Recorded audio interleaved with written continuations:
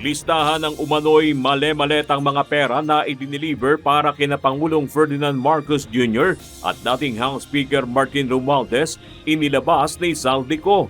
Para sa pagdi-deliver ng male-maletang pera patungo sa bahay ni Speaker.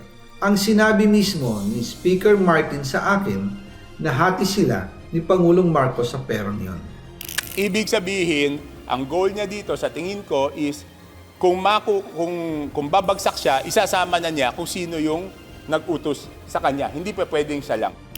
The ICI explicitly states that the referral code is issued without any finding or conclusion of guilt or liability on the part of former Speaker Romualdez.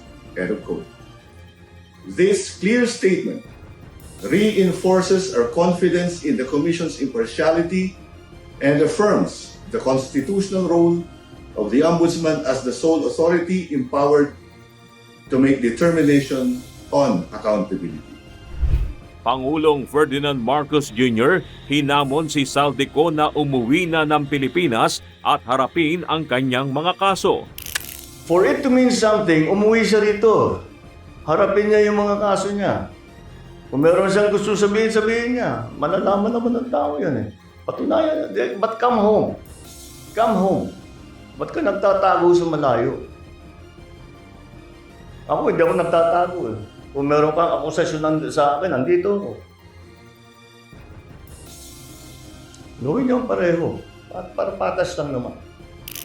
Pamilya Marcos nag-aalala sa kalagayan ni Senator Amy Marcos ayon kay PBBM. So I'll just say this much. For a while now, we've been very worried about my sister. When I say we, I'm talking about friends and family.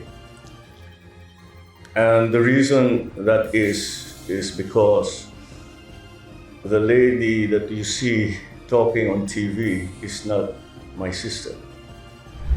Ilang retired police at military officers nagbabalak ng civil-military junta ayon kay Senator Ping Lacson. Pagbabagsak sa gobyerno, plano umano ng mga ito.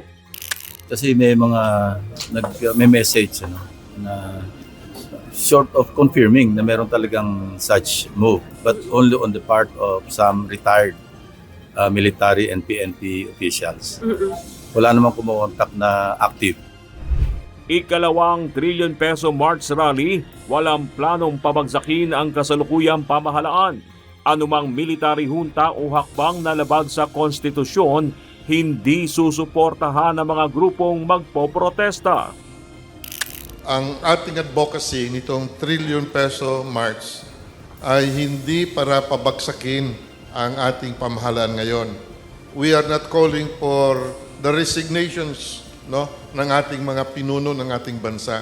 Kung hindi, ang ating ipinaglalaban ay ikulong, ilantad at ibalik ang nakaw ng korupsyon. Armed Forces of the Philippines iginiit na walang nagbabalak ng junta sa loob ng kanilang organisasyon. Our Armed Forces of the Philippines Chief of Staff has already clarified this multiple times that there is no such thing as a military junta within the Armed Forces of the Philippines. Mga aligasyon ni resigned ako Bicol Party List Representative Saldico, tinawag na destabilisasyon ni Representative Sandro Marcos. Hindi lang po ang Pangulo ang may insertion sa budget. Pati po si Congressman Sandro Marcos, meron din pong pinapasok taon-taon. Pagkansela sa passport ni Attorney Harry Roque, pinal na ayon sa Department of Justice.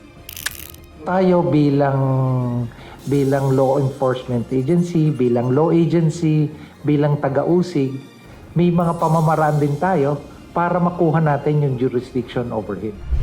1 million peso reward iniaalok ng Department of Justice sa makapagtuturo sa kinaroroonan ni Cassandra Leong.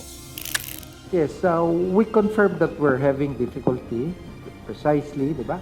The reward is basically crowdsourcing to, mga kapatid, di ba? We need more information. Bahagi ng koleksyon ng buwis mula sa Letter of Authority, binubulsa umano ng ilang tauhan ng BIR, ayon kay Senator J.V. Ejercito. Marami na tayong mga complaints, mga nakakausap natin mga local businessmen. Pero nabahala ako na when the European ambassadors and some ambassadors of the different countries and the American and European Chamber started to complain na pati sila have been subject to harassment by BIR through the LOA. Pahayag ni Vice President Sara Duterte na kahandaan na mamuno sa bansa maituturing na political destabilization ayon sa Malacanang. Of course, there is no question about my readiness. I presented myself to you when I was a candidate for Vice President with the understanding that I am the first in line in succession. It is not acceptable for a Vice President to anticipate the resignation of the President. This is definitely a form of political destabilization. Boses sa inilabas na recording ni Senator Robin Padilla, itinanggi ni Palace Press Officer Claire Castro na sa kanya. Hihingi ka na naman ng dagdag. Puro palpak naman yung mga vlogger mo. Pasensya na, madam. Ginagawa naman po namin lahat yung mga script na pino-forward sa amin eh. Sinunod naman po namin. Ang sabi po nila, ito daw po ay voice recording ni Yusek Claire Castro. Na daw siya po ay may kausap ng mga vlogger. So hindi po, sa inyo po hindi galing sa kanya. Opo. For the satisfaction of Senator Robin Padilla, hindi po ako ang nasa video clip. 8 contractors pinakakasuhan ng plunder, graft, conflict of interest at iba pa ng DPWH at ICI. Higit 10% na miyembro ng mababang kapulungan ng Kongreso dawit sa investigasyon ng flood control scandal ayon sa Ombudsman. Kasama po sa mga ebidensyang sinabit namin ay records galing sa Securities Exchange Commission tungkol sa mga iba't ibang kumpanya na konektado sa mga kongresista. Kaya doon po na-establish yung direktang pagmay-ari ng mga individual.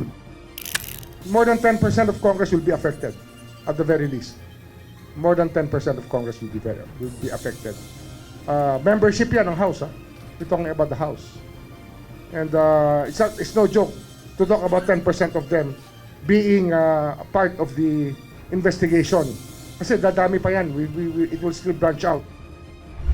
Presyo ng mga produktong pang-agrikultura, kontrolado umano ng First Family ayon kay Saldico. Wala silang malasakit sa taong bayan. Nagiging negosyo ang pera ng taong bayan. Ang pinakamakapangyarihang pamilya pa mismo ang sangkot sa ganitong sistema. Mula sa Pangulo, First Lady, hanggang sana sila mismo ang nagtatakda, kumukontrol at nakikinabang sa mga transaksyon dapat sanay para sa kapakanan ng sambayanan. Mga akusasyon ni resigned Ako Bicol Party List Representative Saldico sa umano'y manipulasyon ng First Family sa supply at presyo ng ilang agricultural products.